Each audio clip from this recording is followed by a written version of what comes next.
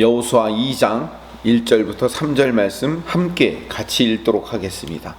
눈의 아들 여호수아가 시딤에서 두 사람을 정탐꾼으로 보내며 이르되 가서 그 땅과 여리고를 엿보라 하매 그들이 가서 라합이라 하는 기생의 집에 들어가 거기서 유숙하더니 여리고 왕에게 말하여 이르되 보소서 이 밤에 이스라엘 자손 중에 몇 사람이 이 땅을 정탐하러 이리로 들어왔나이다.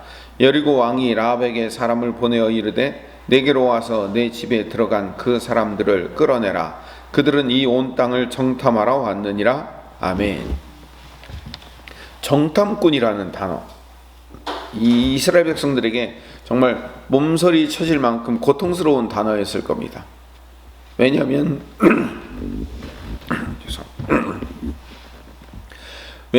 민수기 13장 14절에 그 첫 정탐꾼의 역사가 기록됩니다. 38년 전이었죠. 그때도 가나안 땅 아주 그 문턱에 들어왔었습니다. 거기가 가데스 바네아라는 지역이었어요. 가나안 땅에 바로 턱 밑이었죠. 그곳에서 모세가 12명의 정탐꾼을 보냅니다. 거기서 10명의 정탐꾼은 하나님의 약속하신 그 가나안 땅에 대해서 부정적인 보고를 합니다.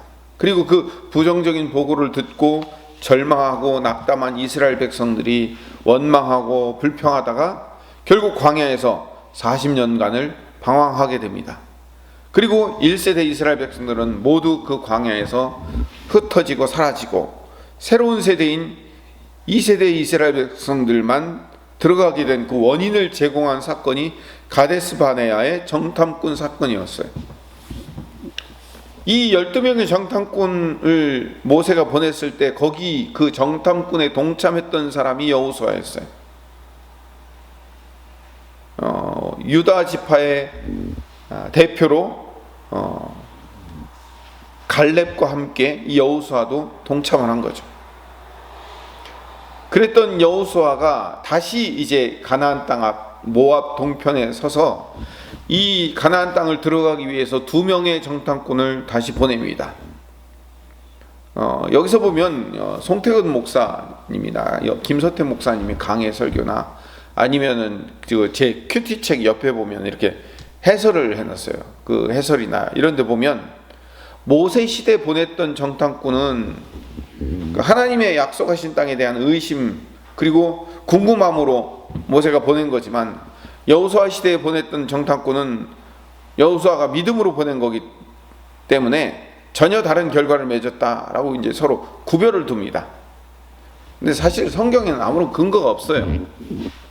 그래서 설교자들의 주장일 뿐이에요. 모세 시대에는 믿음이 없어서 그냥 의심의 눈초리를 과연 그 땅이 정말 그러한가 살펴보려고 보냈고, 여호수아 시대는 믿음으로 이 땅을 정복할 수 있다는 확신을 가지고 보냈고, 성경에 전혀 그런 이야기가 없어요. 중요한 것은 모세나 여호수아가 믿음으로 보냈는가 아니면 의심으로 보냈는가의 동기가 중요하진 않습니다. 성경을 항상 결과적으로 보니까 모세는 12 정탐꾼을 보내서 실패했잖아요. 그러니까 어떻게 생각해요? 의심해서 보냈기 때문에, 믿음이 없었기 때문에 실패한 거지. 애초에 그 원인 자체가 잘못됐기 때문에 결과도 잘못되었을 것이다 라고 추측하는 거죠. 여호수아는 이스라엘 가나안 땅을 정복하고 성공했기 때문에 그 원인 자체도 믿음으로 보낸 것이다 라고 추측을 하는 거예요. 성경에 근거를 두지 않는 이야기일 뿐이에요. 성경은 이렇게 내가 뭘 붙여도 안 되는 거예요.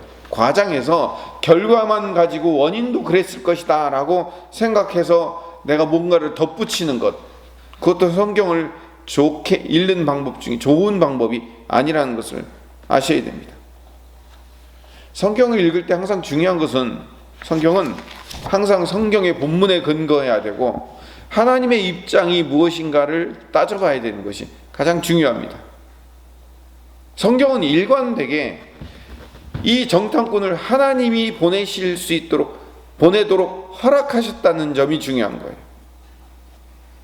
하나님이 왜 모세 시대에도 정탐꾼을 보내고 여호수아 시대에도 동일하게 정탐꾼을 보낼 수 있도록 허락하셨는가? 이게 중요한 거예요.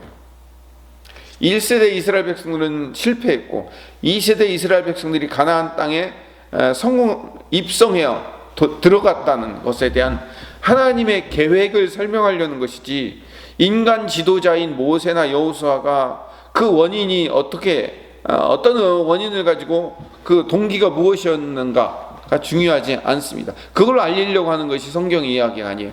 성경은 인간의 어떤 마음과 인간의 동기를 알려고 하는 것이 아니라 하나님의 원인, 하나님의 동기, 하나님의 계획을 알리려고 하는 게 중요한 거예요.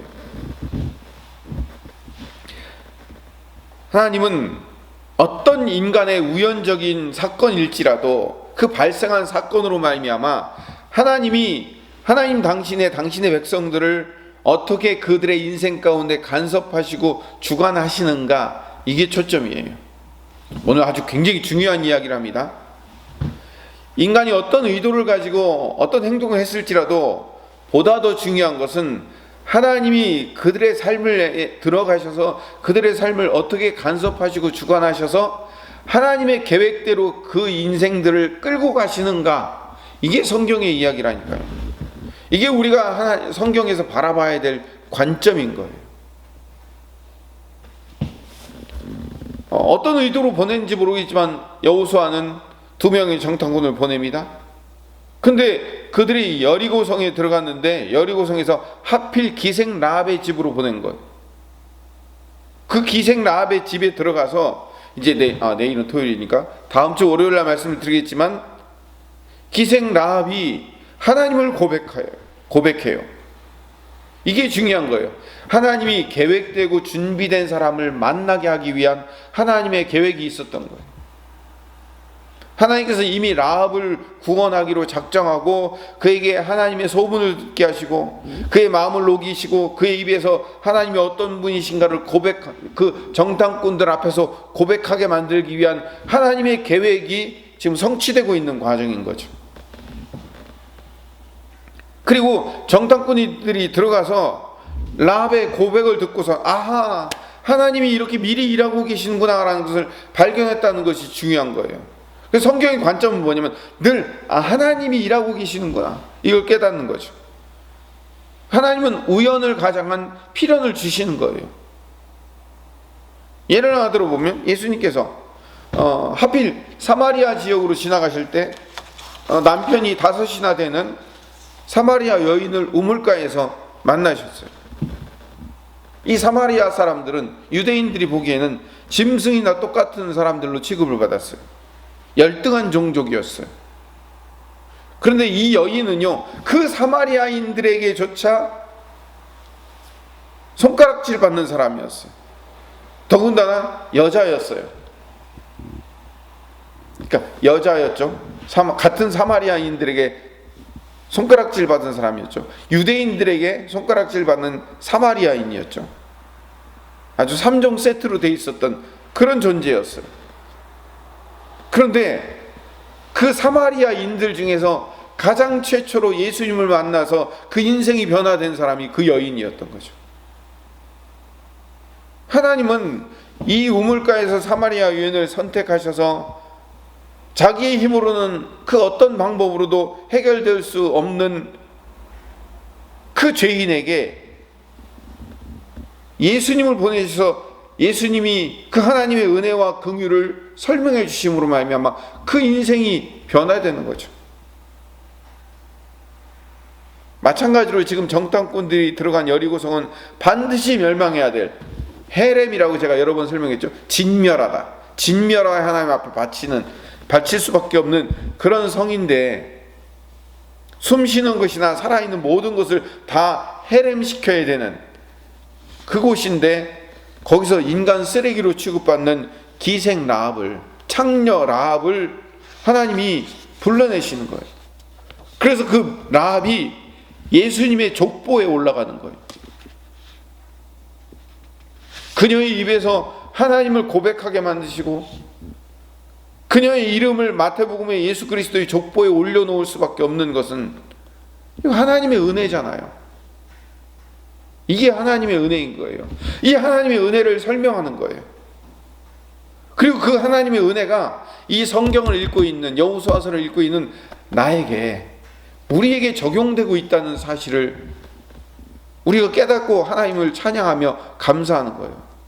왜 이 라합에게 주셨던 그 엄청난 은혜, 모두가 다 죽을 수밖에 없는 그곳에서, 그 모두가 죽을 수밖에 없는 그 여리고성에서 어떻게 라합만, 그 기생 출신인 라합만 살고, 어떻게 그 모든 사람들에게 멸망받고 짐승 취급받을 수밖에 없는 사마리아인들 속에서 그들 속에서도 또 손가락질 받던 그 여인을 만나게 하시고, 온 인류가 다 죽을 수밖에 없는 그 죄인의 자리에서 어떻게 나를 선택해서 내가 이 자리에 있을 수 있는가에 대한 하나님의 놀라운 은혜를 발견하는 거예요.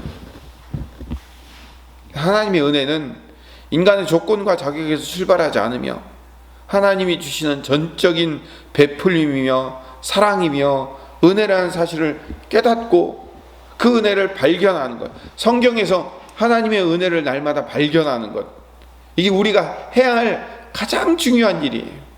성경을 읽으면서, 우리가 이 성경을 읽으면서 어떻게 적용할 것이며 우리 삶 가운데 어떻게 그걸 풀어낼 것인가도 물론 중요하지만, 가장 중요한 것은 성경을 읽으면서 날마다 우리 삶 가운데 하나님이 우리에게 베푸신 그 놀라운 은혜를 감사하며 찬양하는 것, 이것이 가장 우리가 해야 될 사명이라는 사실을 깨닫고 오늘도 그 하나님의 은혜를 발견케 하시며 그 하나님의 은혜에 감사하며 찬양하며 살아가는 하루 되게 해달라고 기도하시겠습니다.